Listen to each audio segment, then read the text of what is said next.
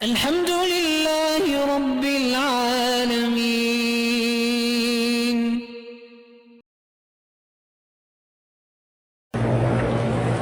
کہتا ہے جی کہ کافروں کے ڈاکٹروں نے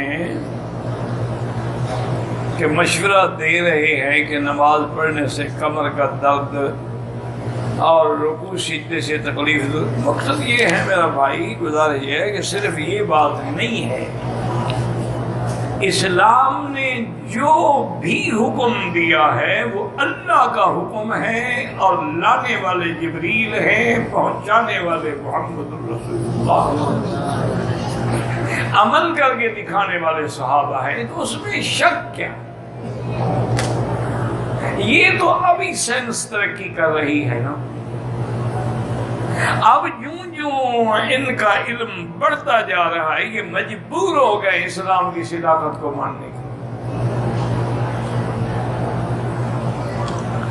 ابھی انہوں نے اعتراف کیا ہے، ایک بہت بڑا ان کا لیبارٹری کا ماہر، یعنی یہ جو تحلیلات کرتے ہیں ماہر ہے، وہ کہتا ہے کہ میں نے ایک عالم سے سنا مسلمانوں کے کہ ہر برتن پلید ہو جائے تو 3 دفعہ دھوئیں، کپڑے کو 3 دفعہ دھوئیں، لیکن اگر کتا کسی برتن میں منہ مار جائے تو اس کو 7 دفعہ پانی سے دھوئیں اور 1 دفعہ مٹی سے دھوئیں.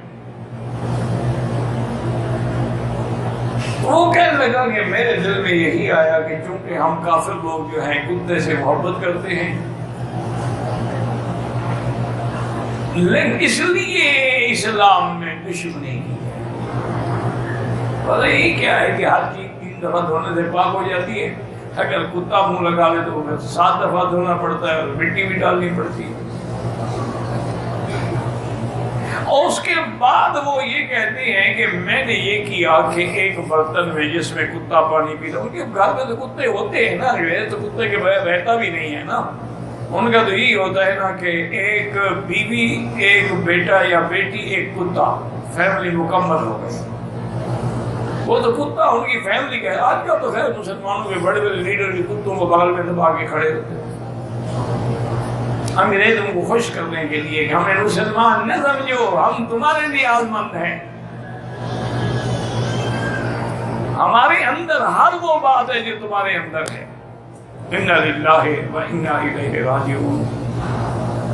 تو اس نے کہا مجھے خیال آ گیا کہ چلو تجربہ کرتے ہیں. کہتا ہے کہ اس برتن کو میں نے دھویا 1 دفعہ، 2 دفعہ، 3 دفعہ، اور پھر میں نے اینٹی سیپٹک دوائیں ڈال کے دھویا، اینٹی بیکٹیریل دوائیں ڈال کے دھویا، لیکن وہ جراثیم اسی طرح ہے، نہیں مرے. وہ کہتے ہیں کہ پھر میں گھر کے باہر نکلا، گھر میں تو مٹی تھی نہیں، باہر سے جا کے مٹی لے آیا، پھر میں نے مٹی سے اس کو مانجا، اس کے بعد دھویا، دیکھا تو ایک بھی جراثیم نہیں تھا. تو مجھے یقین آ گیا کہ کتے کے جراثیم کی موت مٹی سے ہو سکتی ہے، صابن وغیرہ سے نہیں ہوتی. تو میں نے کہا صدق رسول اللہ، ان کے پیغمبر نے سچ کہا ہے، مجھے کلمہ پڑھاؤ. اب تو وہ ایک ایک بات کو مان رہے ہیں.